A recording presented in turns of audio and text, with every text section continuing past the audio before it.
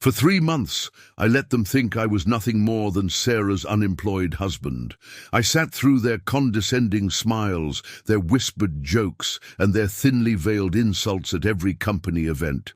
Especially from Marcus Thompson, my wife's arrogant boss, who loved nothing more than to remind everyone of my supposed failures. What they didn't know was that I had already signed the papers making me the new CEO of Sterling Industries, their entire company. The crystal glasses clinked as waiters weaved through the crowd at Sterling Industries' annual holiday gala. The Grand Ballroom at the Riverside Hotel sparkled with expensive decorations, a testament to the company's success. Before we jump back in, tell us where you're tuning in from, and if this story touches you, make sure you're subscribed, because tomorrow I've saved something extra special for you. I stood near the bar, watching the scene unfold while nursing a glass of whiskey. My wife, Sarah, brilliant in her blue evening gown, was across the room, engaged in conversation with her colleagues from the marketing department. I caught the familiar sound of Marcus Thompson's booming laugh, the kind of laugh that demanded attention, that reminded everyone in the room of his presence. As senior vice president of operations, he carried himself like he owned the place. He was everything I appeared not to be: successful, commanding, respected. Well, if it isn't our favorite house husband. Marcus's voice cut through the ambient chatter as he approached the bar. A few executives trailing behind him chuckled on cue. "Sarah, still letting you attend these fancy parties?" I gave him a slight smile, the same one I'd perfected over the past 3 months. "Marcus, enjoying the party?" He signaled the bartender for another martini. "Oh, I always enjoy these events. Unlike some of us, I actually earned my place here." He turned to his entourage. "You know, when I first met John..." Here I couldn't believe Sarah had married him. "I mean, look at her. Top performer in marketing, absolutely brilliant. And then there's..." He gestured at me with his glass. "This." More laughter. I took another sip of my whiskey, letting the expensive liquid roll over my tongue. If they only knew that I had spent the morning in meetings with the board of directors, finalizing the details of my upcoming position as CEO. The very position Marcus had been pursuing for months. "Tell me, John," Marcus continued, clearly enjoying his audience, "have you managed to find any work yet, or are you still..." He paused for effect. "Exploring your options?" I could see Sarah watching us from across the room, concern etched on her face. She started to make her way over, but I gave her a subtle shake of the head. This was exactly the kind of moment I had been waiting for. "Actually, I've been quite busy," I replied calmly. "Oh?" Marcus raised an eyebrow. "Finally found someone. Willing to hire you? Let me guess. Retail? Fast food? There's no shame in honest work, John." His smirk said otherwise. The small crowd around us had grown. Marcus had always been good at drawing an audience, especially when he was putting someone down. I noticed Jessica from HR, David from finance, and several other department heads gathering to watch the show. "You know what I admire about you, John?" Marcus continued, his voice dripping with false sincerity. "Your resilience. I mean, most men would be embarrassed to live off their wife's success, to show up at company events where everyone knows you're just..." He waved his hand dismissively. "The +1. But not you. You just keep showing up." I maintained my calm demeanor, though inside I was counting down the moments. In less than 2 weeks, the official announcement would be made.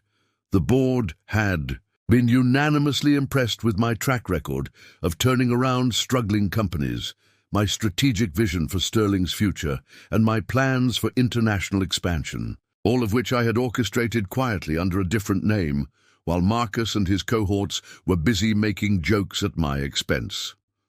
"What I don't understand," Marcus pressed on, clearly emboldened by my silence, "is how Sarah puts up with it. I mean, she's one of our top performers. She could have any man she wanted. Instead, she's stuck with..." A man who knows exactly what he's doing. I finished for him, my voice steady. Marcus laughed. Is that what you tell yourself? He turned to his audience. You hear that? He knows exactly what he's doing. More laughter rippled through the crowd. I smiled, thinking about the stack of papers sitting in my home office, performance reviews, financial reports, evidence of Marcus's questionable decision-making over the past 5 years. The same papers I would be reviewing in my new capacity as CEO. Sarah had finally reached our little gathering. She slipped her arm through mine, a gesture of support that Marcus immediately seized upon. Ah, Sarah, we were just discussing your husband's career prospects. Marcus's grin widened. You know, if he needs a reference, I'd be happy to put in a word at my brother's car dealership. They're always looking for help in the maintenance department. I felt Sarah's arm tense, but I gave her hand a reassuring squeeze. Let them laugh. Let them joke. In less than 2 weeks, everything would change. The board had sworn me to secrecy about my appointment, wanting to make the announcement at the perfect strategic moment. Marcus had no idea that while he was busy mocking me at company parties, I had been systematically reviewing every aspect of Sterling's operations, identifying weaknesses and developing plans for major restructuring. The irony wasn't lost on me. Here was Marcus Thompson, so confident in his position, so certain of his superiority, completely unaware that he was ridiculing his future boss. Every condescending remark, every snide comment, every public attempt to humiliate me, they were all being carefully filed away in my memory, ready to be addressed when the time came. You know what, Marcus? I said, setting down my empty glass. I appreciate your concern about my career. Really, I do. It's touching how invested you are in my employment status. Marcus raised his glass in a mock toast. Just looking out for our Sarah here. Someone has to, right? I nodded slowly. Someone certainly does, and I have a feeling things are about to change around here. Quite dramatically, actually. He laughed again, but this time I caught a flicker of uncertainty in his eyes. Something in my tone must have given him pause. Is that right? Planning to finally join the workforce, are you? Let's just say I have some interesting plans for the future, I replied. Very interesting plans. The story of how Marcus Thompson became my wife's boss, and subsequently my most ardent critic, began 8 months ago on a crisp September morning. I had just finalized the preliminary acquisition talks with Sterling Industries' board of directors operating under my business, alias Alexander Pierce. The company needed new leadership, fresh vision, and I had a proven track record of transforming struggling corporations into industry leaders.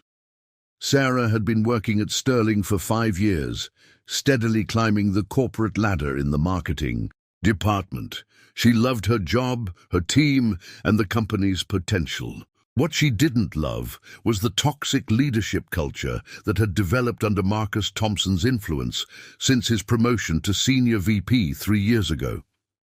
You wouldn't believe what Marcus did today, she had said one evening, collapsing onto our living room couch.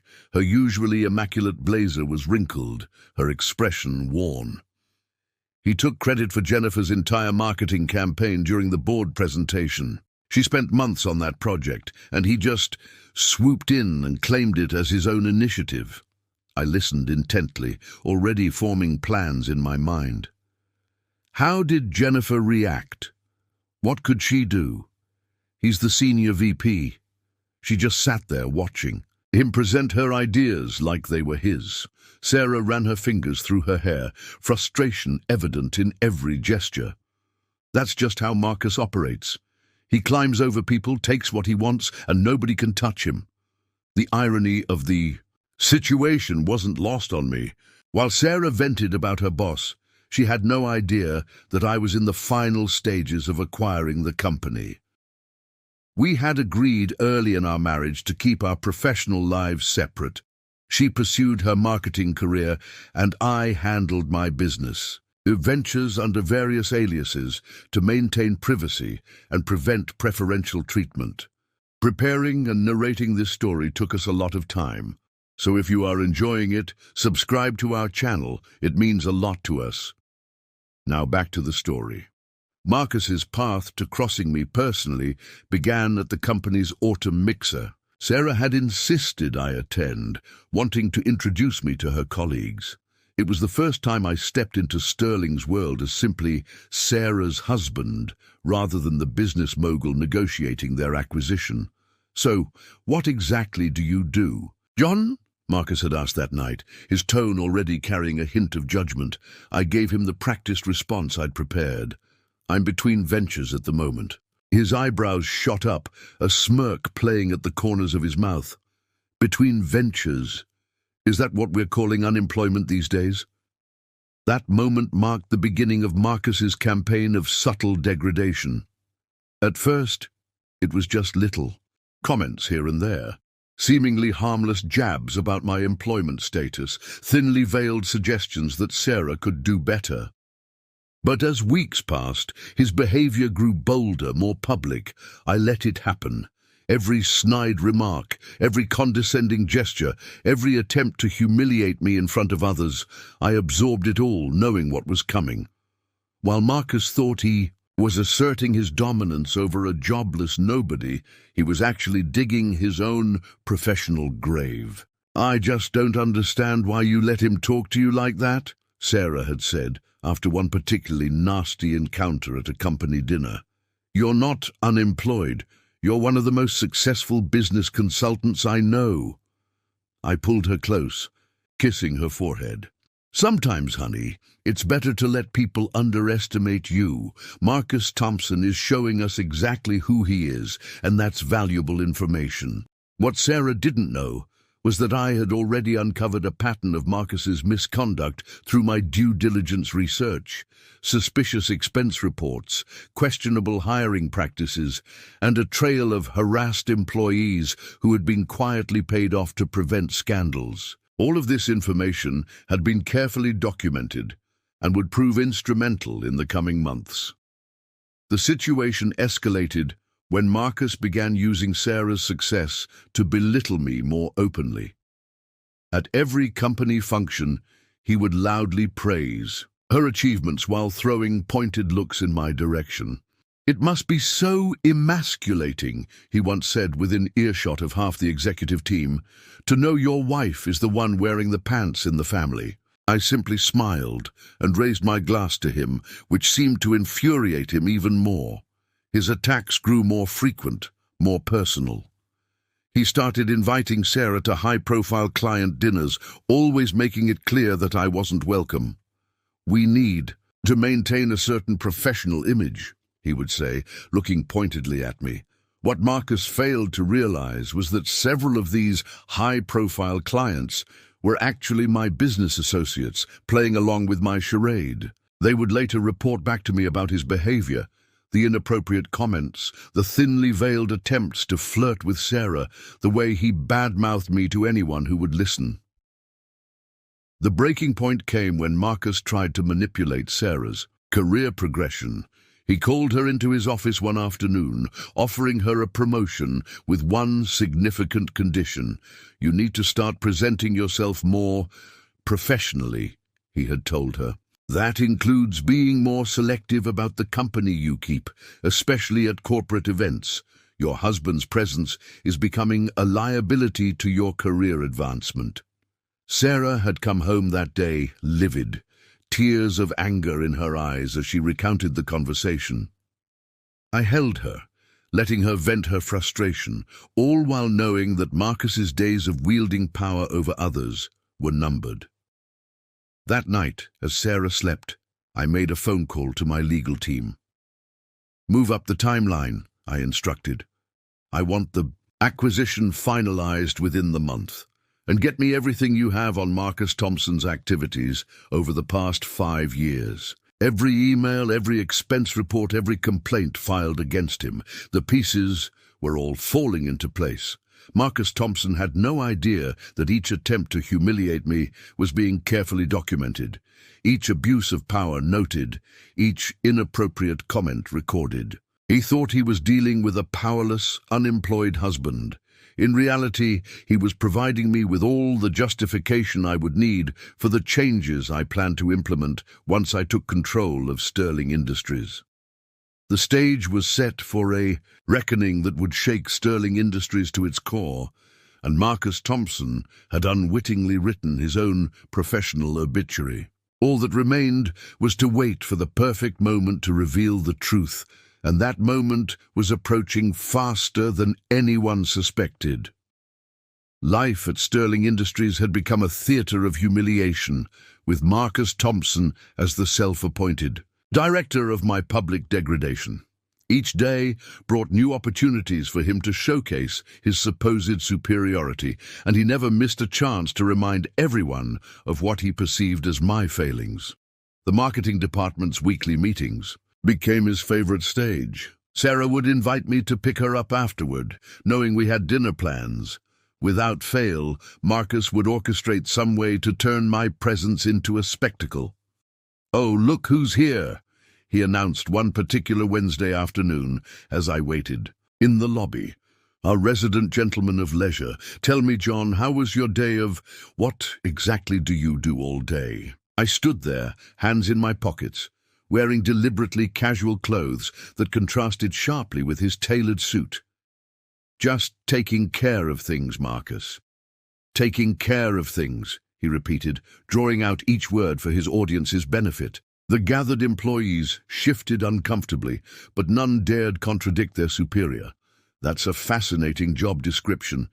Sarah, darling, does taking care of things pay well these days?" Sarah emerged from the conference room, her jaw tight. "Marcus, I'd appreciate it if... Oh, I'm just showing a friendly interest in your husband's career." He turned to the group. "You know, when I first met John, I thought surely there must be something more to him. I mean, Sarah here is one of our top performers. Surely she wouldn't marry someone who's just..." He paused dramatically, "taking care of things." What Marcus didn't know was that earlier that day, I had been in a video conference with Sterling's international investors, discussing the upcoming leadership transition. The same meeting where we had identified serious irregularities in the European expansion project he was supposedly managing. These daily encounters had become increasingly bold. Marcus had started timing his coffee breaks to coincide with my arrivals. He'd gather his sycophants in the lobby, putting on shows of mock concern about my employment situation. "Have you considered food delivery?" he asked one day, loud enough for the entire reception area to hear. "I hear they're always hiring. No experience necessary." His followers laughed on cue, while the receptionist buried her face in her computer screen. I simply smiled. "I'll keep that in mind." "You know what I admire about you, John?" he continued, settling into his favorite pastime. "Your complete lack of shame. Most men would be embarrassed to be so dependent. But you embrace it." Each interaction was carefully documented by my team. Security cameras captured his behavior, emails detailed his mockery, and witnesses would later testify to his pattern of harassment. While Marcus thought he was cleverly undermining me, he was actually building an irrefutable case for his own dismissal. The situation reached a new level during the department's success celebration. Sarah's team had landed a major client, largely due to her innovative campaign strategy. Marcus, naturally, took credit for the win. "Leadership," he proclaimed, standing at the front of the conference room, "is about inspiring greatness in others. Sarah's campaign succeeded because of the direction and mentorship I provided. I sat in the back of the room, invited as Sarah's +1, watching him bask in stolen glory. Then his eyes locked onto me, and I saw that familiar glint. He couldn't resist the opportunity. "You know, John," he called out, "you could learn something about success here. It requires drive, ambition, actual work." He straightened his tie. "Though I suppose some men are content to let their wives carry them through life." The room fell, silent. Sarah's knuckles turned white around her champagne glass. "Tell me," he continued, clearly enjoying himself. "Does it bother you, sitting at home while your wife achieves greatness? Do you ever feel like less of a man?" I met his gaze steadily. "You seem very concerned about my masculinity, Marcus. That's rather interesting." His face flushed slightly, but he recovered quickly. "Just trying to motivate you. Maybe shame is what you need to finally join the ranks of productive members of society." What he didn't know was that I had spent that morning reviewing his department's financial records. The discrepancies in his expense reports were painting a fascinating picture of financial misconduct. Every receipt he had doctored, every fund he had misappropriated, it was all there, waiting to be exposed. The daily indignities continued to mount. Marcus began excluding Sarah from important meetings if she insisted on bringing me to company events. He started rumors about our marriage, suggesting she was supporting me out of pity rather than love. "I heard," he told a group of executives within my earshot, "that she's too embarrassed to leave him." Can you imagine? Brilliant woman like that shackled to dead weight, each comment, each snide remark, each public attempt at humiliation. I stored them all away. While Marcus thought he was destroying my reputation, he was actually sealing his own fate. The board would soon see exactly what kind of leader he truly was. The breaking point came during a client presentation. Sarah had been prepared to lead the meeting, but Marcus stepped in at the last minute. "We need someone with authority," he announced. "Someone who commands respect." His eyes flickered to me, sitting quietly in the corner. "Unlike some people we know, I've earned my position through hard work and dedication." The client, unbeknownst to Marcus, was an old friend of mine who was playing along with my charade. We exchanged a subtle glance as Marcus launched into his presentation, taking credit for Sarah's work while repeatedly making pointed comments about strong leadership and male authority. That evening, as Sarah and I drove home, she finally broke down. "I can't take it anymore, John. The way he treats you, the way he undermines everything I do, it's toxic." I took her hand, squeezing it gently. "Just a little longer, honey. Trust me." If only Marcus knew that each day of mockery was another nail in his professional coffin. Every public display of arrogance, every act of harassment, every instance of taking credit for others' work, it was all being methodically documented, building toward a reckoning he couldn't possibly anticipate. The stage was set, the evidence was mounting, and Marcus Thompson's days of unchecked authority were numbered. He thought he was breaking me down, but in reality he was orchestrating his own spectacular fall from grace. What Marcus Thompson and the rest of Sterling Industries didn't know was that their company had been undergoing a silent transformation. For months, while they saw an unemployed husband enduring daily humiliation, they were actually watching the architect of their future meticulously study their organization from the inside. My acquisition of Sterling Industries hadn't been a rushed decision. I'd spent years building my business empire through strategic takeovers and corporate restructuring, always operating in the shadows under various aliases. My reputation in the business world belonged to Alexander Pierce, the name that made CEOs nervous and board members attentive. John Sullivan, Sarah's supposedly unemployed husband, was my masterpiece of misdirection. The truth was far more complex than anyone at Sterling could imagine. My real office occupied the entire top floor of a sleek building downtown, where I spent my mornings before showing up at Sterling to pick up Sarah. My team of analysts had been monitoring every aspect of Sterling's operations, paying particular attention to Marcus Thompson's department. "Sir," my assistant Rebecca had reported one morning, placing a thick folder on my desk, "we've completed the audit of Thompson's division. The irregularities are significant." I leaned back in my chair, reviewing the documents.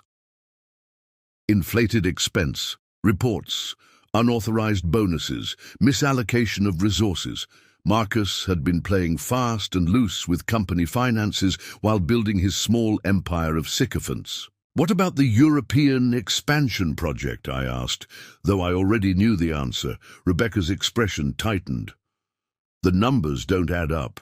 He's been manipulating the reports to show progress where there isn't any. The project is essentially dead in the water." This was the project Marcus had used to cement his position as senior VP, promising the board unprecedented international growth. The same project he bragged about while belittling me in the company lobby. My phone buzzed.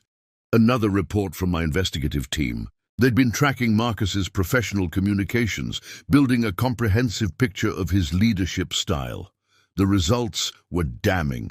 Dozens of complaints buried by HR, talented employees forced out through systematic harassment, and a pattern of taking credit for others' work.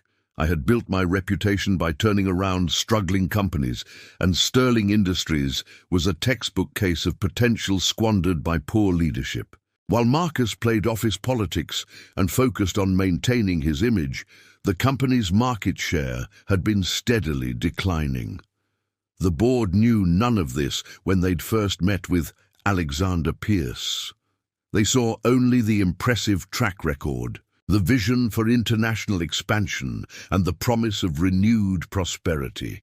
The fact that this same Alexander Pierce was currently being mocked in their lobby as Sarah Sullivan's jobless husband would have been impossible for them to imagine. My private office told the real story. One wall was covered with screens monitoring global market trends, another with detailed organizational charts of Sterling's structure.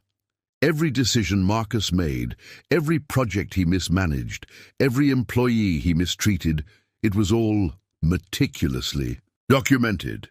"The board meeting went well," my legal advisor James reported after another morning session. "They're impressed with the turnaround strategy you've presented. Thompson's European project came under particular scrutiny." I smiled, remembering how just yesterday Marcus had loudly questioned my ability to understand basic business concepts in front of a group of employees. "Thompson's been pushing for the CEO position hard," James continued. "He seems to think it's already his." "What's the board's stance on his candidacy?" I asked, though I already knew the answer. "They're concerned about his management style. Several board members have received anonymous reports about his behavior. They're starting to question whether he's really executive material." The pieces were falling perfectly into place. While Marcus focused on public displays of dominance and authority, I was quietly orchestrating the most significant change in Sterling's history. The company's future was being shaped in this very office, while its current leadership remained blissfully unaware. My team had already drafted the restructuring plans. New management positions were being defined, key personnel had been identified for promotion, and strategies for addressing the company's weaknesses were ready for implementation. All of this was happening while Marcus Thompson thought he was dealing with nothing more than an unemployed burden on his star employee. The most satisfying part was knowing that every time Marcus attempted to humiliate me, he was actually providing more evidence of the leadership problems at Sterling. His behavior perfectly illustrated why the company needed new direction. "Sir," Rebecca interrupted my thoughts, entering with another folder. "The final reports from the internal audit are ready, and you might want to see this." She handed me a document that made me raise my eyebrows. It was evidence of Marcus attempting to manipulate stock options, a clear violation of company policy and possibly legal boundaries. "He's getting careless," I noted. "Overconfident." "The board has called another meeting for next week," Rebecca added. "They want to finalize the leadership transition timeline." I nodded, thinking about how Marcus had just yesterday told a group of employees that some men just aren't cut out for success, while staring pointedly at me. The security cameras in my office captured every meeting, every phone call, every preparation. for the coming changes at Sterling. While Marcus held court in the company lobby, the real decisions about Sterling's future were being made here, in an office he didn't even know existed. My phone buzzed again, a message from Sarah. Marcus was holding another impromptu meeting, likely another opportunity to showcase his authority and diminish others. Little did he know that his time of unchecked power was coming to an end. The contrast between my two worlds was almost poetic. In one, I was the powerless husband, enduring daily doses of Marcus's condescension. In the other, I was the business mogul orchestrating a complete corporate overhaul that would reshape Sterling Industries from the ground up. The time for revealing the truth was approaching rapidly. Soon, Marcus Thompson would learn the true cost of underestimating others. The board meeting was scheduled, the paperwork was prepared, and the stage was set for a revelation that would send shockwaves through the entire company. Every snide comment, every public insult, every attempt to assert his dominance. Marcus had been digging his own grave while thinking he was standing on solid ground. The day of reckoning was coming, and when it arrived, the look on his face would be worth every moment of manufactured humiliation. The secret advantage I held wasn't just about power or position, it was about perspective. I had seen Sterling Industries from both the bottom and the top, understanding its strengths and weaknesses in a way Marcus never could. While he was playing politics in the lobby, I was preparing to transform the entire company. The irony was delicious, and the anticipation of the coming revelation made every continued interaction with Marcus more bearable. The mighty senior VP had no idea that every time he mocked my unemployment, he was actually speaking to his future boss, the man who would soon hold his fate in those supposedly idle hands. The week before the annual company party, I began setting the final pieces of my plan into motion. My downtown office had become a command center, walls covered with detailed timelines and strategic organizational charts. Rebecca, my assistant, had been coordinating with the board members while I maintained my charade at Sterling Industries. "The board has confirmed their attendance for next Friday's party," Rebecca reported, handing me a sleek black folder. "All 17 members will be present, including Chairman Davidson." I reviewed the guest list carefully. Having the entire board witness Marcus's behavior and subsequent downfall was crucial to my strategy. "What about the documentation?" Rebecca pulled out another folder, this one considerably thicker. "Everything's here, sir. 5 years of Marcus Thompson's creative management." She began laying out documents across my desk. Financial discrepancies, falsified reports, buried HR complaints, and the complete failure of the European expansion project he's been lying about. The evidence was damning. While Marcus had been busy mocking my unemployment, my team had meticulously compiled a record of every questionable decision, every misappropriated fund, and every instance of workplace harassment he'd committed. "What about the personnel files?" I asked, thinking about the talented employees Marcus had driven away. "Jennifer Chen's case is particularly compelling," Rebecca noted, pulling out another file. "She filed 3 complaints about Marcus taking credit for her work before she resigned. We've reached out. She's willing to provide a statement." Jennifer's case wasn't unique. Under Marcus's leadership, Sterling had lost several promising employees, all following similar patterns of harassment and credit theft. Each case had been carefully documented, building an irrefutable picture of toxic leadership. My phone buzzed. A message from James, my legal advisor. "Stock transfer papers are ready. Everything's in place for Friday." Perfect timing. Just yesterday, Marcus had cornered me in the Sterling parking lot, putting on another show for his admirers. "Still driving Sarah's car?" he had sneered, gesturing at the Mercedes. "Must be nice living off your wife's success." The irony was exquisite. The car was actually mine. one of many assets I maintained under my real identity. But Marcus's assumption played perfectly into my strategy. "We need to review the timeline for Friday," I told Rebecca, spreading out a detailed schedule. "Everything needs to be precisely coordinated." The plan was intricate. The board members would arrive early, giving them front-row seats to Marcus's behavior at the party. My team had already prepared dossiers for each board member, documenting the full scope of Marcus's mismanagement and misconduct. "The security team is briefed?" I confirmed. Rebecca nodded. "They'll be in position. We've also arranged for additional cameras to be installed in the main ballroom. Everything will be recorded." I had learned early in my career that documentation was crucial. When the time came to remove Marcus from his position, there would be no room for denial or negotiation.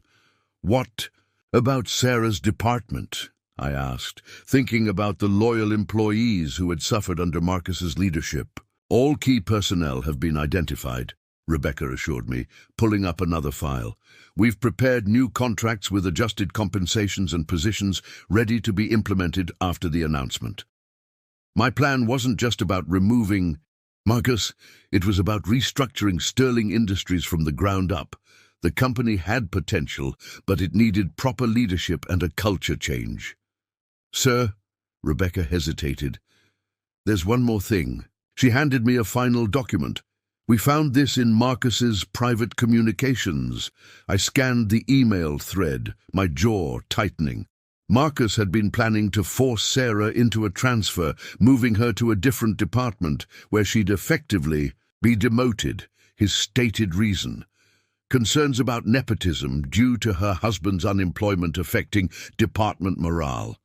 The irony was almost painful. Marcus was planning to punish Sarah professionally because of his disdain for me, her supposedly unemployed husband, who was actually about to become his boss. "Add it to the board presentation," I instructed. "They should see exactly how he makes personnel decisions." The preparation continued late into the night. Every detail had to be perfect, every contingency planned for. I had built my reputation on flawless execution, and this would be my masterpiece. "The press release is ready," Rebecca confirmed, showing me the draft. "We can distribute it immediately after the announcement." The statement was carefully worded, announcing the leadership change while highlighting the company's new direction. Marcus's removal would be presented as part of a larger restructuring initiative, though the board would know the full story. "What about the other executives?" I asked, thinking about Marcus's circle of sycophants. "All documented," Rebecca assured me, pulling up more files. "We have clear evidence of their involvement in covering up Marcus's misconduct. The severance packages are prepared. It wasn't just Marcus who would face consequences. His entire network of enablers would be dismantled, making room for genuine talent to rise." My phone buzzed again, another message from Sarah.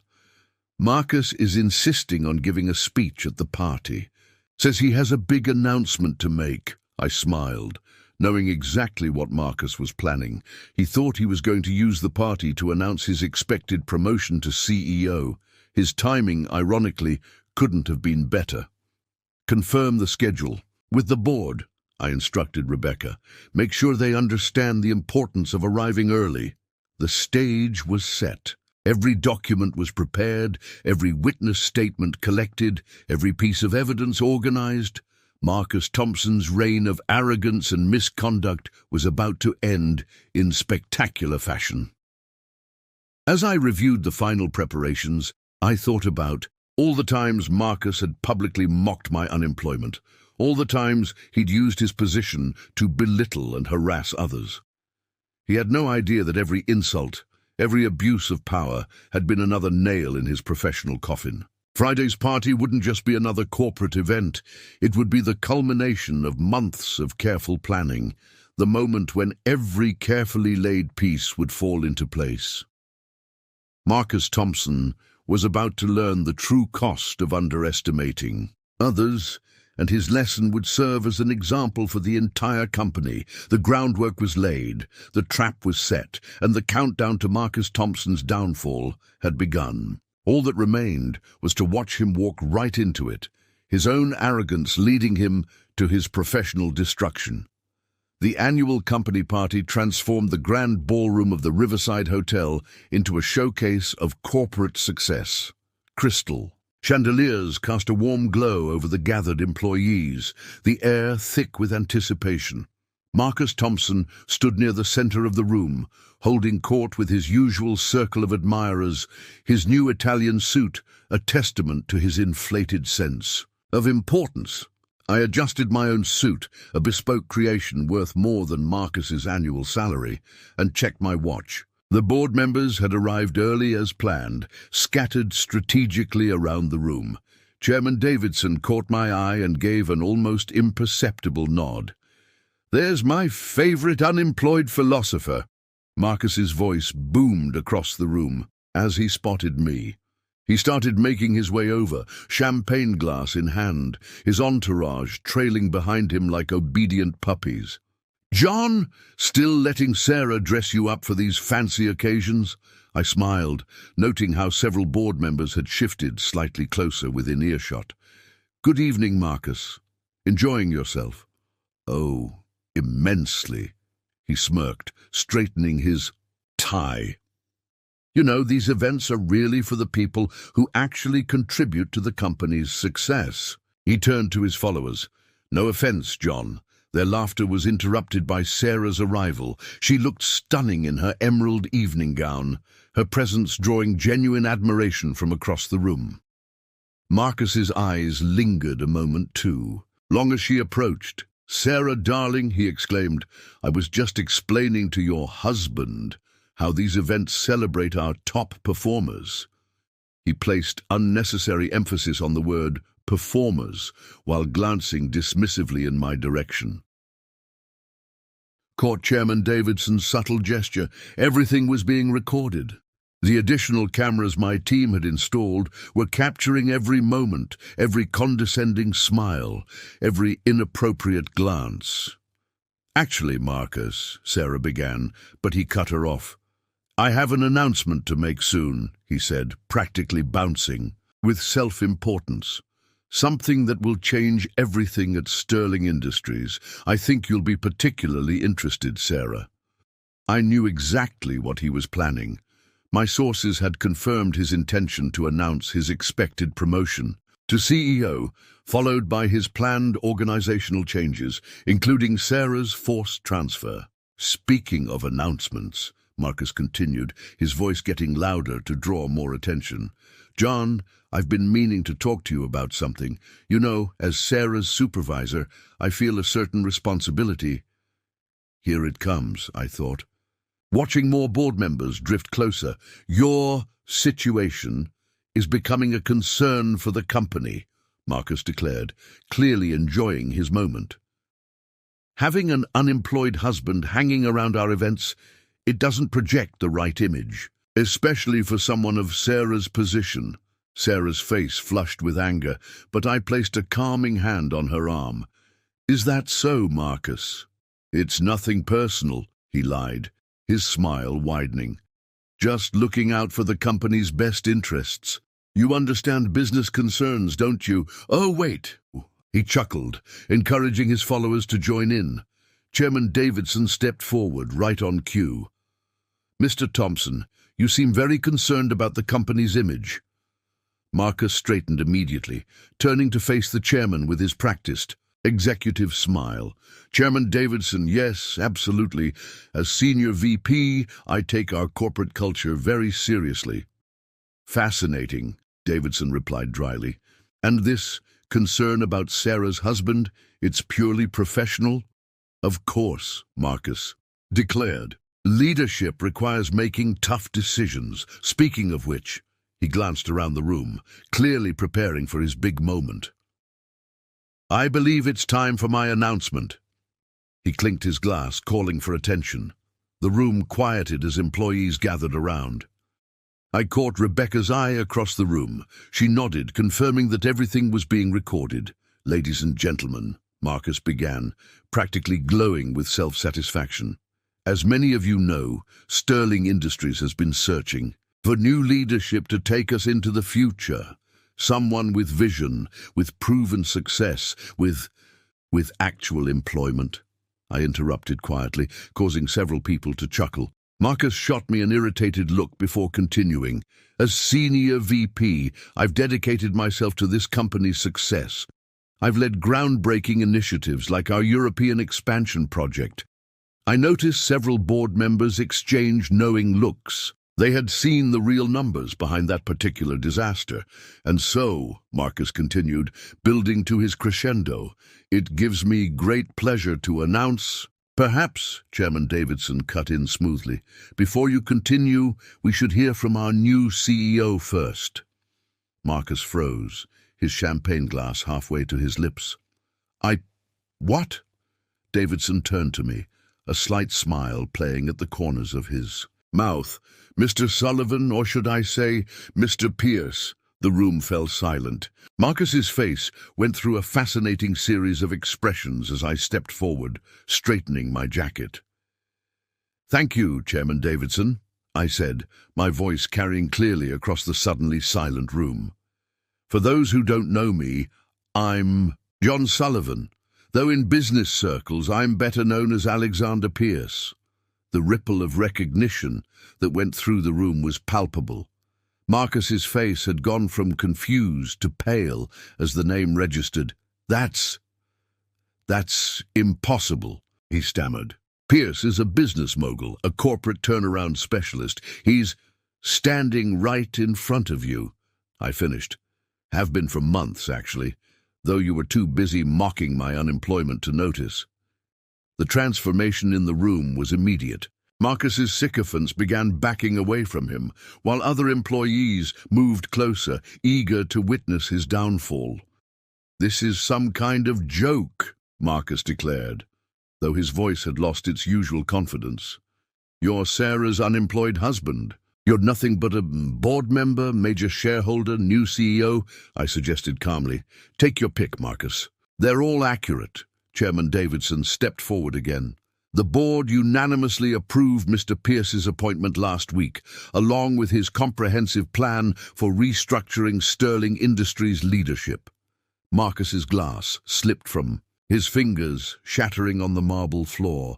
The sound echoed through the silent ballroom, a fitting accompaniment to the shattering of his professional aspirations. But the European expansion, he began, is a complete failure, I finished.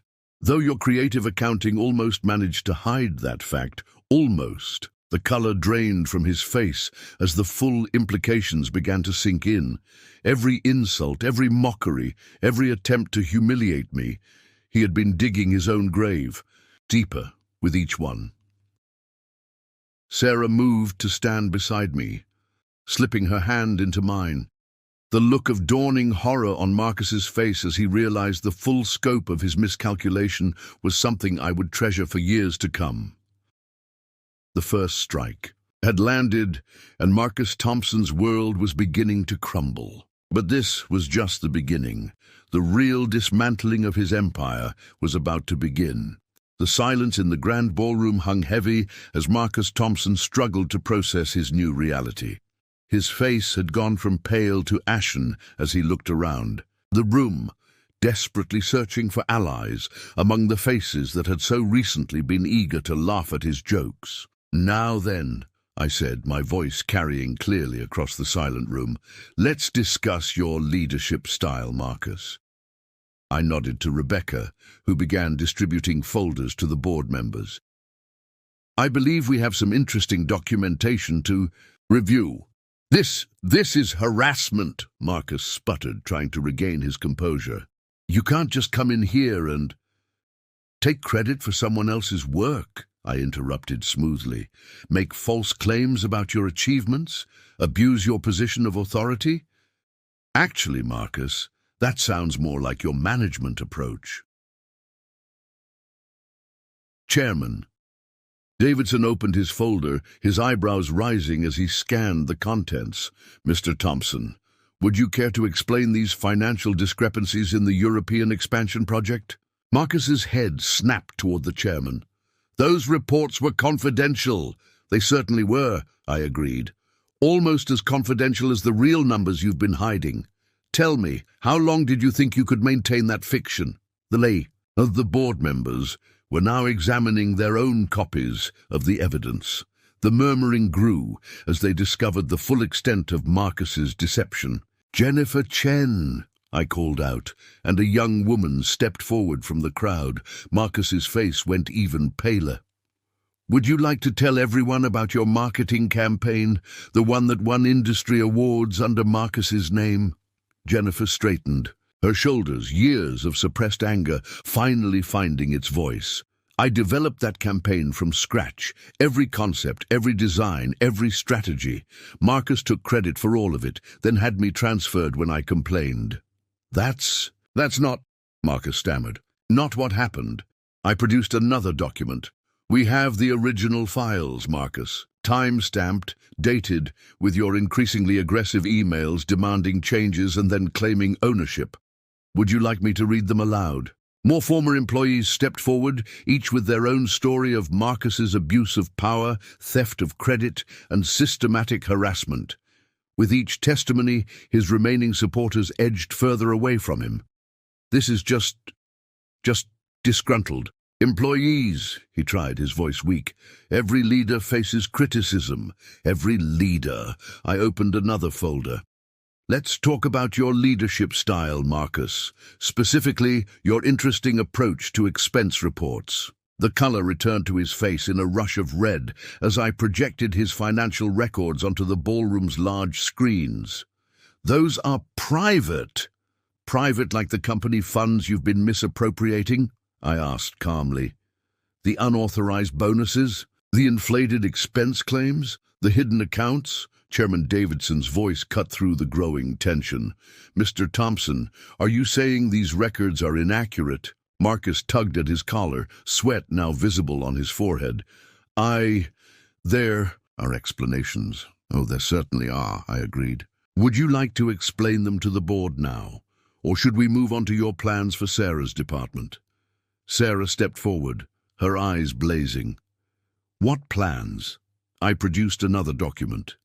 Marcus here had an interesting solution for dealing with his perceived image problem regarding your unemployed husband, a forced transfer that would effectively end your career at Sterling, buried under the guise of preventing nepotism.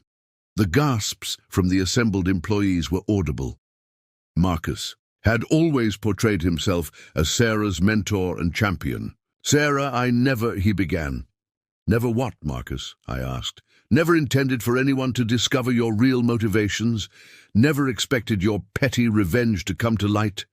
Or never imagined that the unemployed husband you enjoyed mocking would turn out to be your boss? The evidence continued to mount as more documents appeared on the screens. Email threads revealing manipulation, financial records showing misconduct, personnel files documenting systematic abuse of power. Your entire leadership tenure has been built on lies, Marcus, I continued. You've driven away talented employees, taken credit for others' work, manipulated financial reports, and created a toxic culture of fear and favoritism. Marcus's legs seemed to give out, and he had to grab a nearby table for support.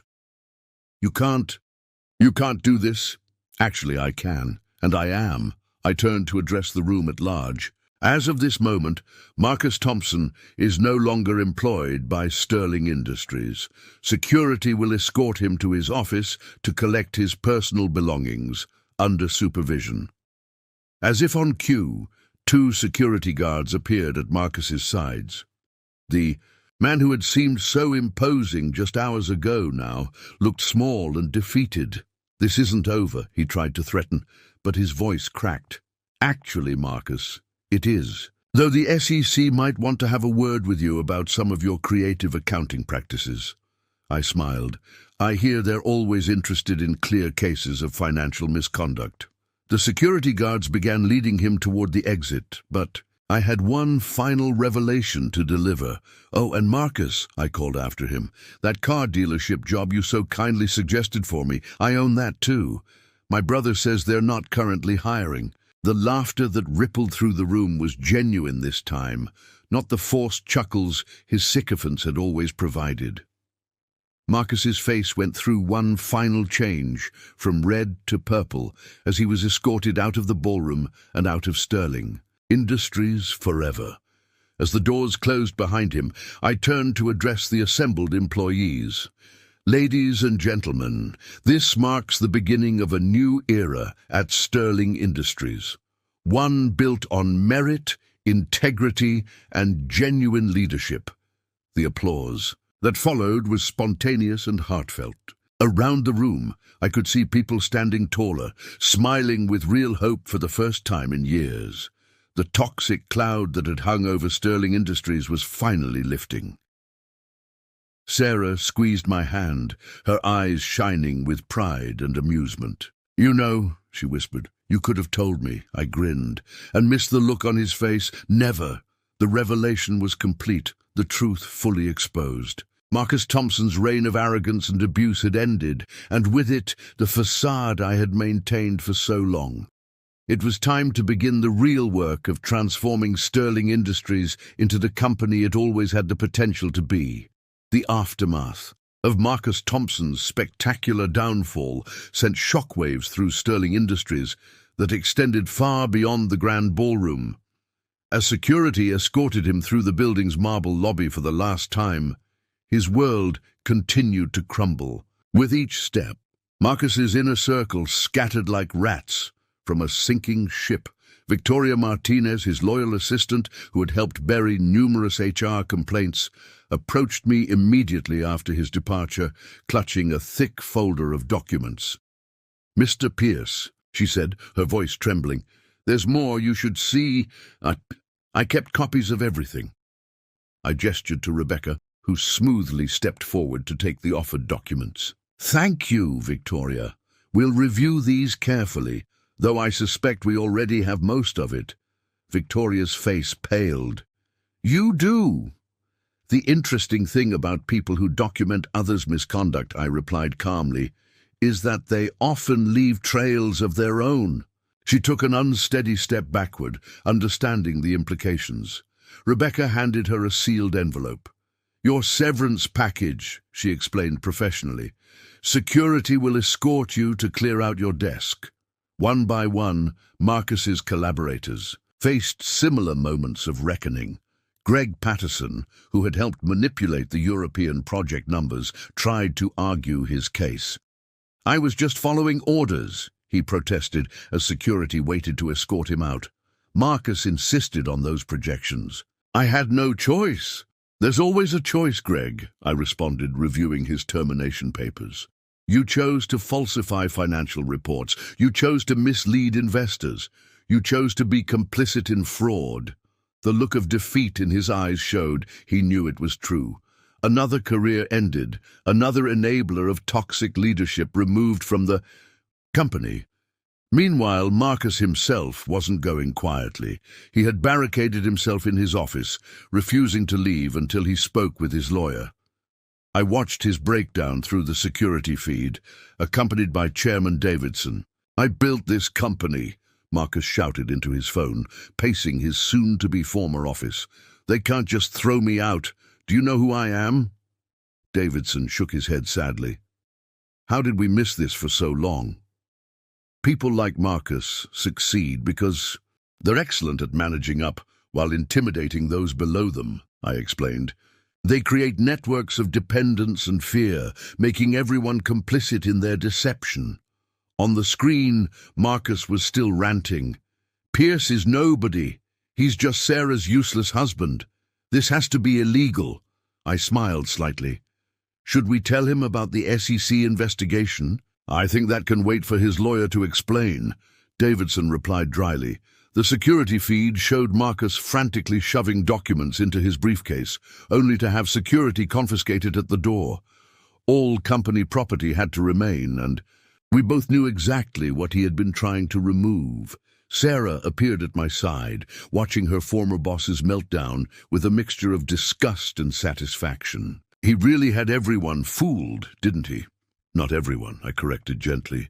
Just those who wanted to believe in his version of success. The events of the evening had triggered a cascade of revelations throughout the company. Employees began coming forward with their own stories of Marcus's abuse of power, each account adding to the picture of systematic misconduct we had already documented. Linda from accounting approached with tears in her eyes. 2 years ago, Marcus blocked my promotion because I refused to adjust some numbers for him. He said I wasn't a team player. Your new position will be announced tomorrow, I assured her. Along with back pay for the raise you should have received. The personal impact of Marcus's downfall extended beyond Sterling Industries. His carefully cultivated social media presence, full of leadership quotes and success stories, became a battleground of accusations and exposed lies. Mr. Pierce, Rebecca interrupted my thoughts. Marcus's lawyer is here. I watched through the security feed as the lawyer entered Marcus's office. The color drained from Marcus's face as his attorney explained the reality of his situation. They have everything, Marcus, the lawyer's voice came through clearly. Financial records, emails, witness statements. Fighting this will only make it worse. Worse? Marcus laughed hysterically. How could it be worse? That that unemployed loser just destroyed my career. No, Marcus, I murmured to the screen. You did that yourself. The personal reckoning continued as news of Marcus's dismissal spread through Sterling's business network. Partners he had bullied, clients he had misled, and competitors he had undermined all began to distance themselves. His phone rang constantly, calls from country club members uninviting him from events, board positions at charities suddenly needing to be restructured, social connections rapidly evaporating. Sir, Rebecca appeared again. Marcus's wife is in the lobby. She's demanding to speak with him. I watched on the security feed as Diana Thompson, dressed in expensive designer wear, stormed into her husband's office. The ensuing argument was both painful and revealing. What do you mean, fired? She shrieked. What about the house payment, the club membership, my shopping accounts? Marcus's carefully constructed world was unraveling thread by thread. The mansion bought with misappropriated bonuses, the luxury, cars leased through inflated expense accounts, the lavish lifestyle built on systematic fraud. It was all crashing down. Diana, please, he begged. I can fix this. I just need time. Time? She laughed bitterly. The SEC is involved, Marcus. Do you understand what that means? I turned off the security feed, having seen enough. The personal destruction of Marcus Thompson was complete, but it hadn't brought me any particular joy. This wasn't about revenge.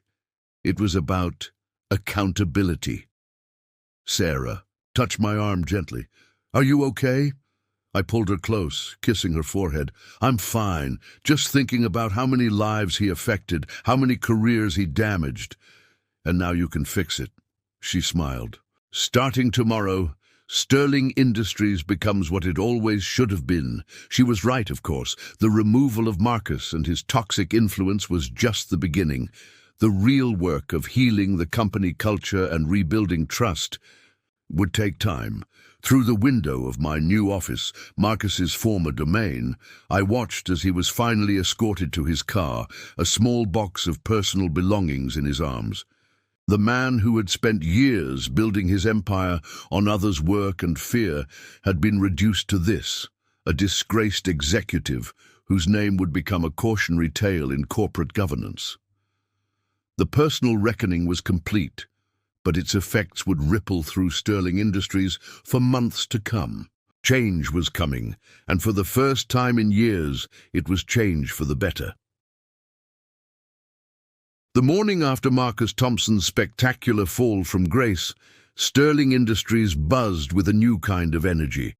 Employees arrived early, gathering in small groups to discuss the previous night's events. their voices filled with a mixture of shock, relief, and hope. I stood in my new office, formerly Marcus's domain, watching the sunrise paint the city skyline in shades of gold. The space had already been transformed overnight, stripped of Marcus's pretentious decorations and self-congratulatory awards. Rebecca had efficiently replaced them with clean modern art and actual achievements from various departments.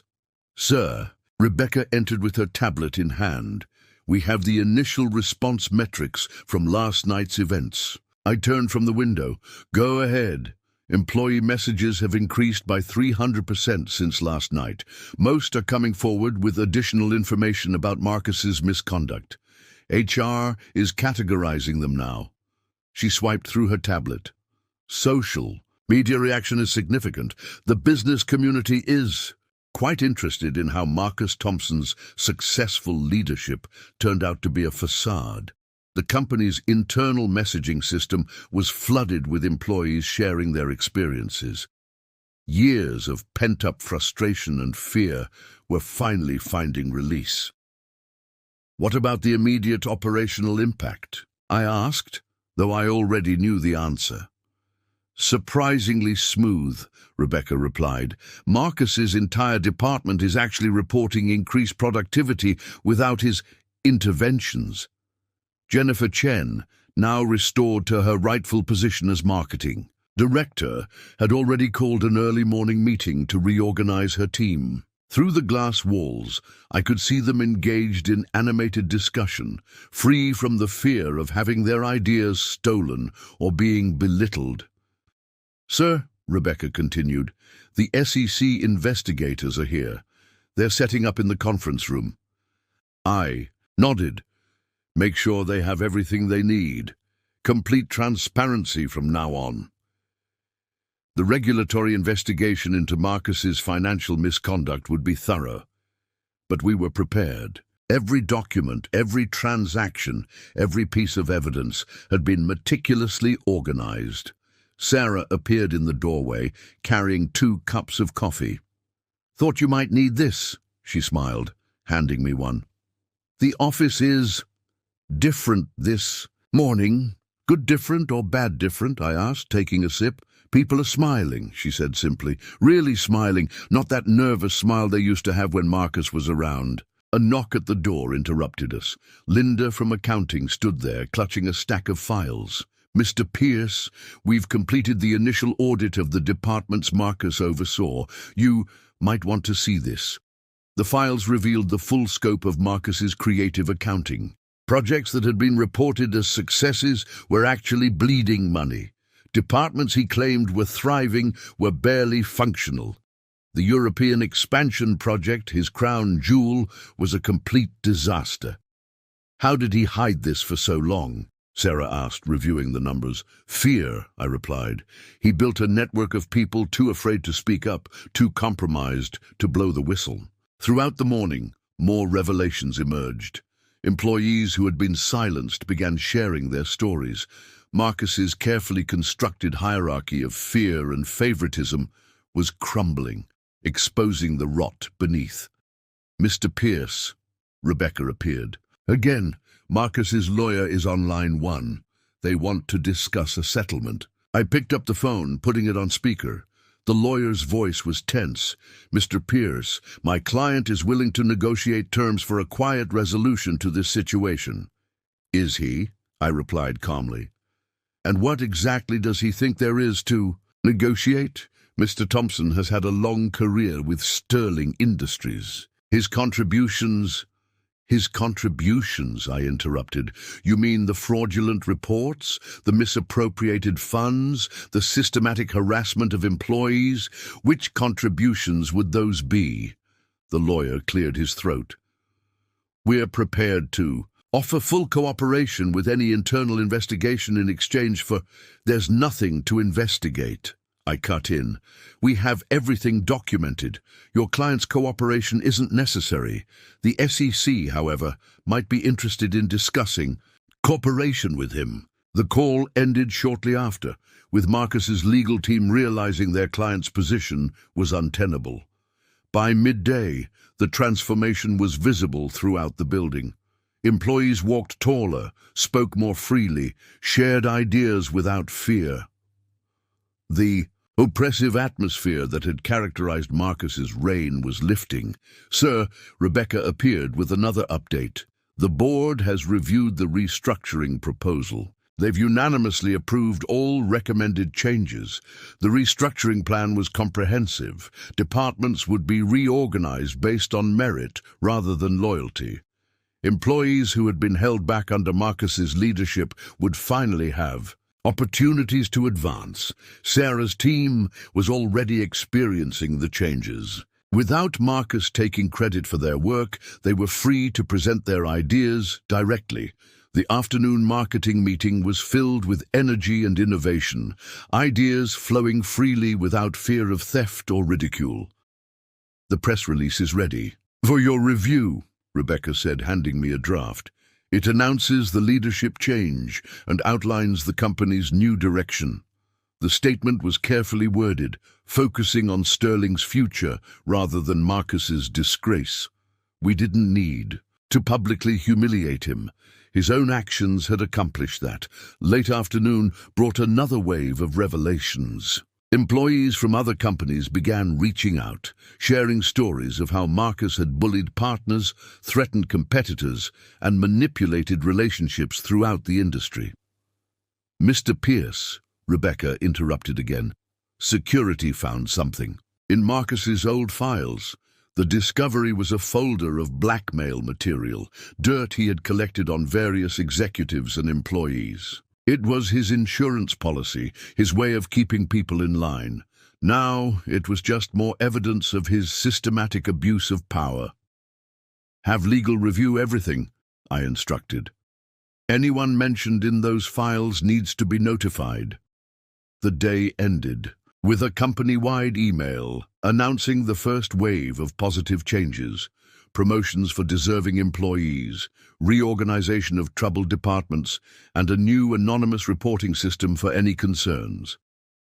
As the sun set over the city, I stood again at the window of my office, reflecting on the day's events. Sterling Industries was like a patient emerging from a long illness, weak but recovering, ready to heal. Sarah joined me, slipping her hand into mine. "Quite a day," she said softly. "Just the beginning," I replied. "There's still so much to fix." "But now people believe it can be fixed," she pointed out. "That's what Marcus never understood. Real leadership isn't about fear and control. It's about trust and enabling others to succeed." The immediate aftermath of Marcus Thompson's downfall had revealed both the depth of damage he had caused and the resilience of the people he had tried to break. Sterling Industries would recover, stronger and better than before. 1 week after his dramatic dismissal, Marcus Thompson launched his campaign to salvage what remained of his reputation and career. His first attempt came in the form of a carefully crafted email sent to every board member at Sterling Industries. "An interesting read," Chairman Davidson said, forwarding me the message. "He claims everything was a misunderstanding, that he was actually protecting the company's interests." I scanned the email, noting Marcus's desperate attempts to rewrite history. He portrayed himself as a victim of corporate politics, claiming his unconventional leadership style had been misinterpreted. "Should we respond?" Davidson asked. "No need," I replied. "The evidence speaks for itself." But Marcus wasn't done.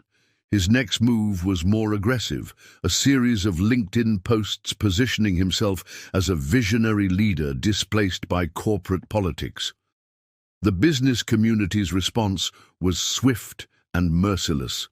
"Sir," Rebecca entered with her morning report, "you might want to see the comments on Marcus's latest post." Former employees, business partners, and industry colleagues were publicly sharing their experiences with Marcus.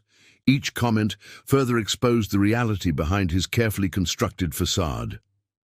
"Remember when you took credit for my team's project, and then had me transferred when I objected?" one former employee wrote. interesting definition of visionary leadership.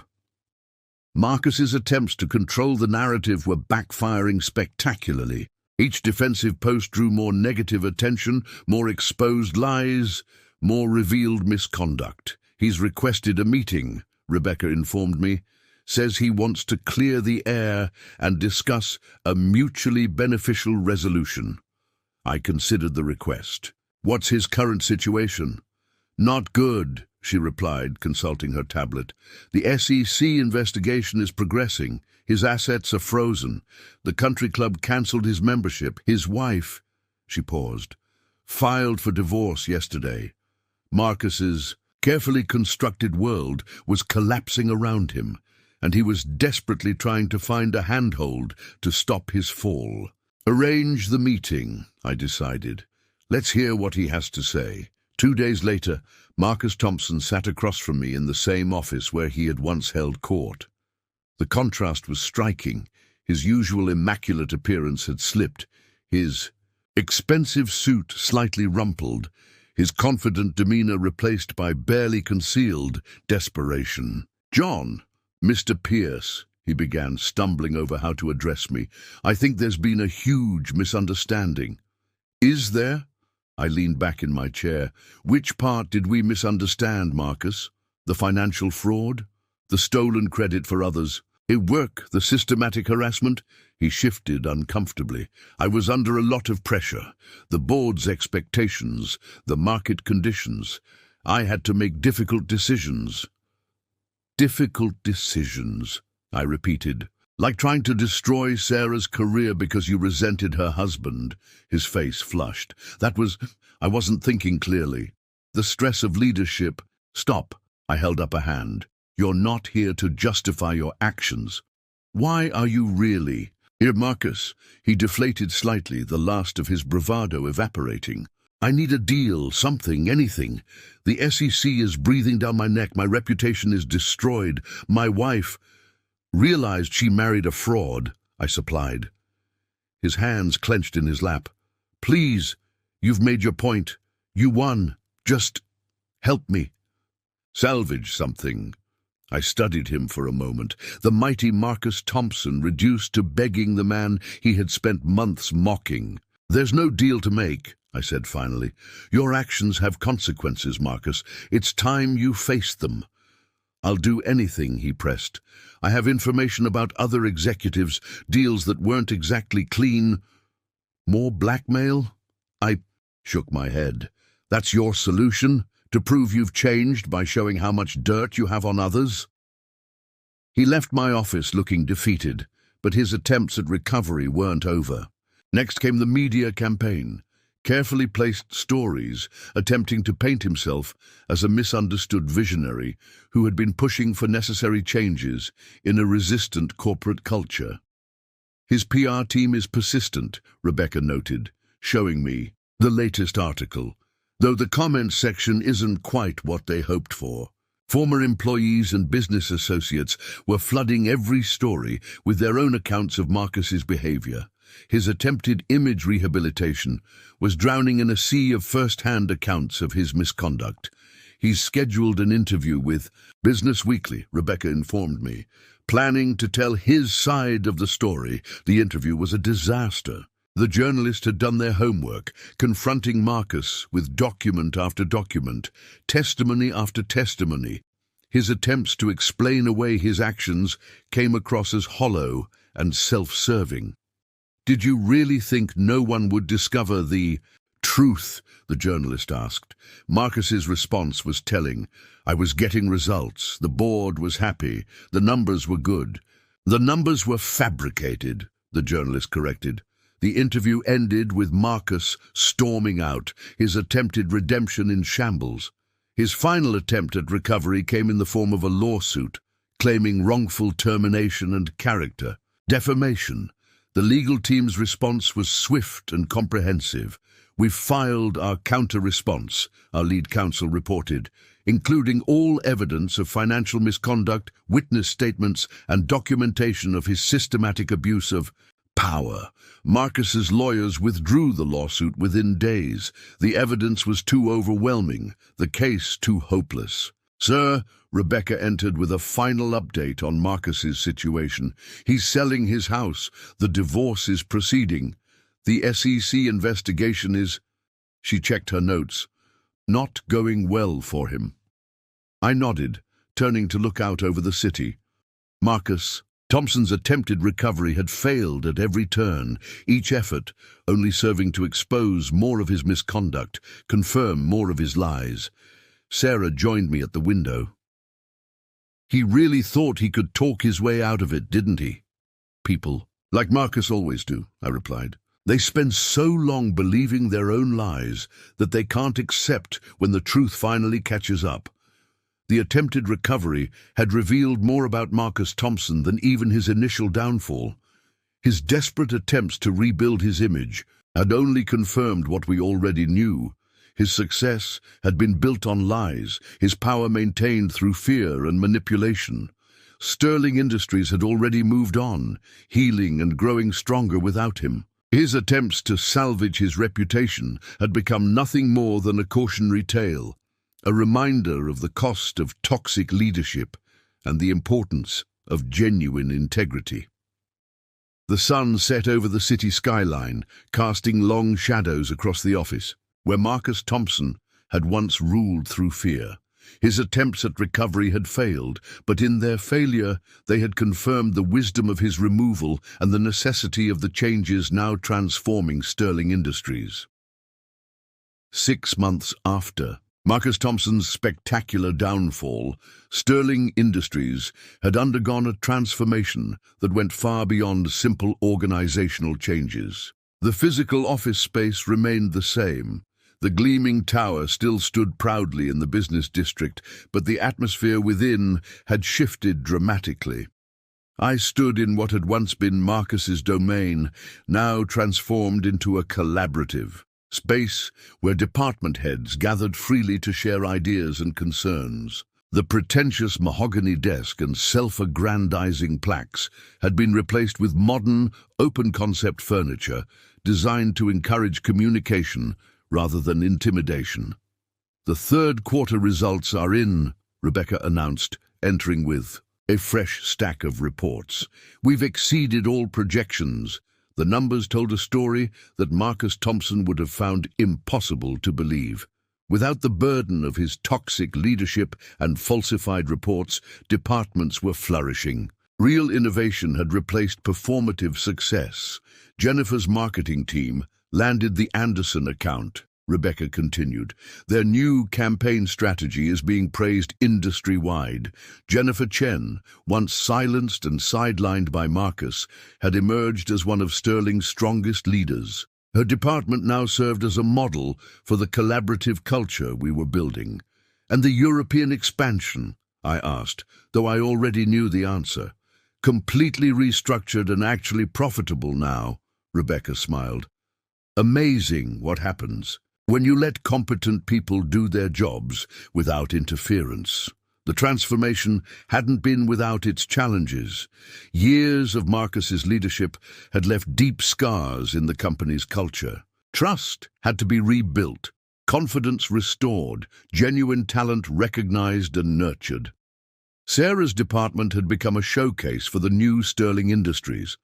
Free from Marcus's interference and credit stealing, her team was producing innovative campaigns that were attracting attention throughout the industry. "Mr. Pierce," Linda from accounting appeared in the doorway. "The annual audit is complete. You might want to see this." The financial reports showed a company transformed. Without Marcus's creative accounting and hidden losses, we had a clear picture of Sterling's true position, and more importantly, its true potential. "The board is impressed," Chairman Davidson commented during our weekly meeting. "Though I suspect they're more impressed by what was happening before and how well you've cleaned it up." The changes weren't just internal. Sterling's reputation in the business community had undergone its own transformation. Where once we were known for Marcus's aggressive, often hostile approach to partnerships, we now built genuine collaborative relationships. Sir, Rebecca interrupted with another update.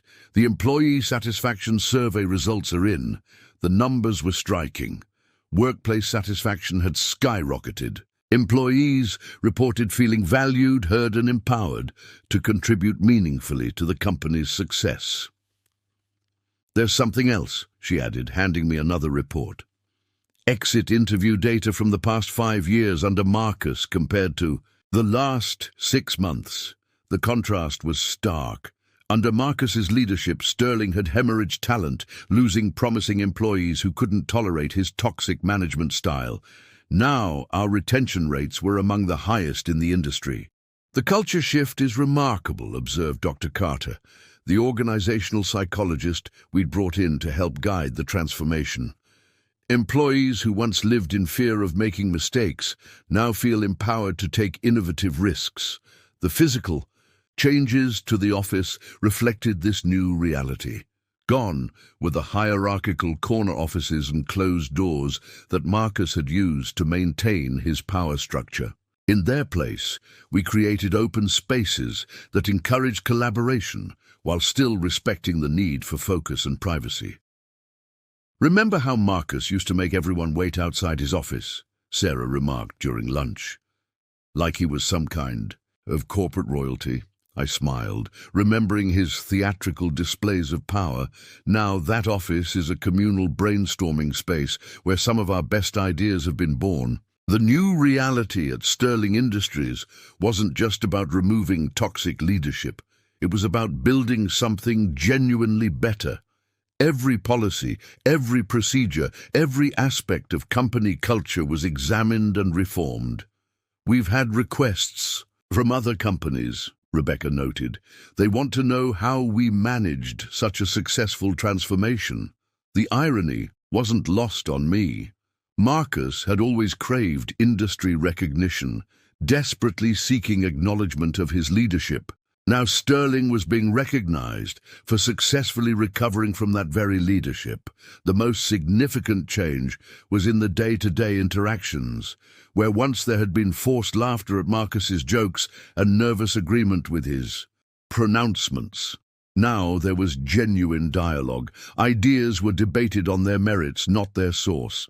The difference in meetings is incredible, Jennifer observed during a leadership discussion. People actually speak up now. They challenge assumptions.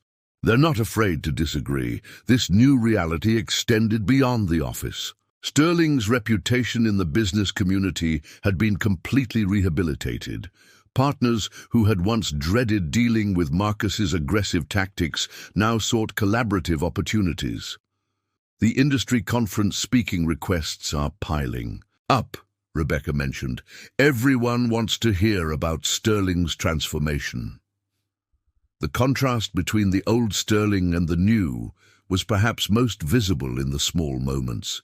Employees chatting freely in the break room, junior staff confidently presenting their ideas, teams celebrating genuine achievements rather than manufactured successes. It's like working in a completely different company, one long-time employee remarked during a team meeting, but it's actually the company we always should have been.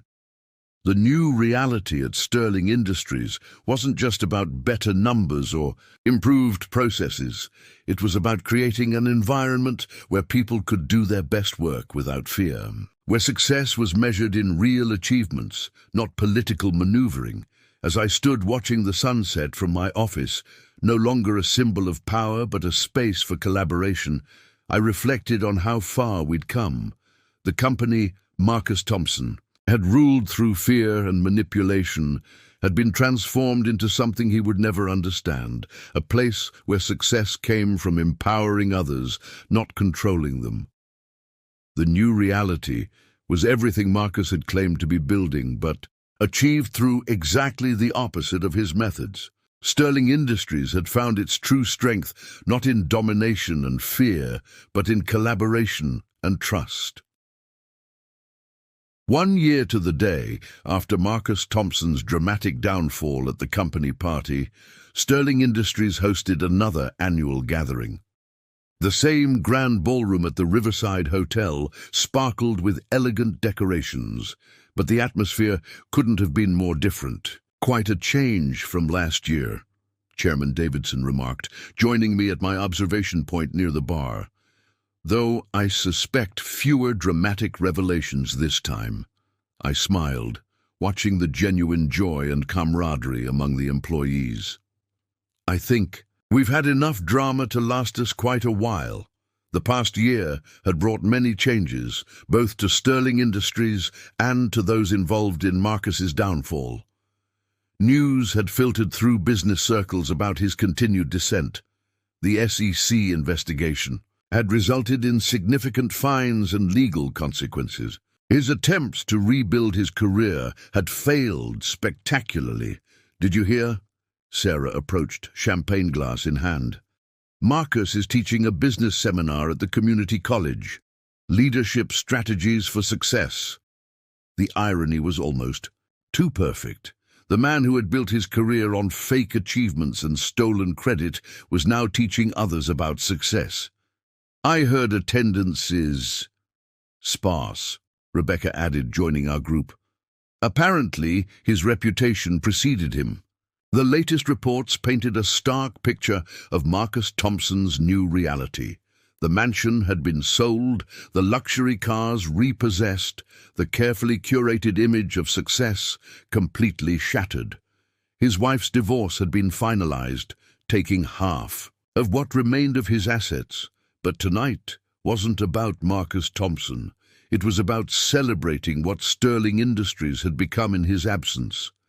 The annual reports are remarkable, Davidson commented. Real growth, genuine innovation, sustainable success. Everything Marcus claimed to be achieving, but actually done properly this time. I watched Jennifer Chen presenting her team's latest success to an enthusiastic audience. The same presentation room where Marcus had once stolen credit for others. Work now hosted regular sharing sessions where teams freely exchanged ideas and celebrated collective achievements. Remember how scared everyone used to be in meetings? Sarah mused. Now we can barely get people to stop contributing ideas. The transformation went beyond just business metrics. The culture had shifted fundamentally. Where Marcus had built walls and hierarchies, we had created bridges and connections. Where he had demanded obedience, we encouraged innovation. Sir, Rebecca interrupted my thoughts. The employee satisfaction survey results are in. We'll see for yourself. The numbers were unprecedented. Job satisfaction, employee engagement, workplace culture scores, all had reached record highs. The fear-based environment Marcus had created had been replaced by something genuinely inspiring. It's not just about removing toxic leadership, Dr. Carter, our organizational psychologist, had noted in her final report. It's about healing the trauma that such leadership creates and building something better in its place. The healing was evident in every corner of Sterling Industries. Employees who had once hidden their talents for fear of attracting unwanted attention now confidently shared their innovations. Teams that had competed under Marcus's divide-and-conquer strategy now collaborated effectively. You know what the best part is, Linda from accounting observed. People actually want to come to work now. It's not just about avoiding Marcus's wrath anymore. The industry had noticed the change. Sterling's reputation had shifted from being known for aggressive tactics and hostile takeovers to being recognized for innovation and collaborative leadership. Partners who had once dreaded dealing with Marcus now actively sought relationships with the company. We've become a case study in corporate transformation, Rebecca noted. 3 business schools have requested interviews about our culture change process. The contrast between the old Sterling and the new was perhaps most visible in the small moments. The casual conversations in the break room, the spontaneous collaboration sessions, the genuine celebrations of team successes. It's like we're finally the company we always pretended to be, one longtime employee remarked during the party. Only now it's real. As I watched the celebrations, I reflected on the journey that had brought us here. The months of playing the unemployed husband, enduring Marcus's mockery, waiting for the right moment to reveal the truth. It had all served a purpose beyond mere revenge. "You could have exposed him sooner," Sarah said softly, reading my thoughts as she often did. "Why wait?" "Because it wasn't just about removing Marcus," I explained. "It was about understanding exactly how deep the problems went so we could fix them properly." The lesson hadn't been lost on the business community. Marcus Thompson's story had become a cautionary tale about the true nature of leadership and the cost of toxic management styles. "The funny thing is," Chairman Davidson mused, "Marcus always talked about leaving a legacy. He certainly did, just not the one he intended. Indeed, Marcus Thompson's greatest contribution to Sterling Industries had been inadvertent. His downfall had created the opportunity for genuine positive change. His negative example had shown everyone exactly what kind of leadership to avoid. As the evening wound down, I found myself back at the spot where, a year ago, Marcus had made his last attempt to assert his dominance. The same spot where his carefully constructed world had begun to crumble. "Any regrets?" Sarah asked, joining me. I looked around at what Sterling Industries had become, the thriving teams, the genuine innovations, the authentic success. Not one. The reflection wasn't just about what we had overcome, but what we had built in its place. Sterling Industries hadn't just survived Marcus Thompson's toxic leadership, it had emerged stronger, wiser, and more successful than ever. The true measure of our success wasn't in the improved financial reports or industry recognition, but in the transformed lives of our employees. Where once there had been fear and uncertainty, now there was confidence and purpose. The story of Sterling Industries had become more than just a tale of comeuppance. It was a testament to the power of genuine leadership and the importance of building success on a foundation of integrity rather than fear. As the party drew to a close, I raised my glass in a quiet toast, not to Marcus Thompson's downfall, but to the positive change it had made possible. Sometimes the greatest opportunities for growth come disguised as corporate power plays and personal vendettas. The reflection was complete, the transformation achieved. Sterling Industries had emerged from the shadow of toxic leadership into a bright new reality of authentic success and genuine achievement.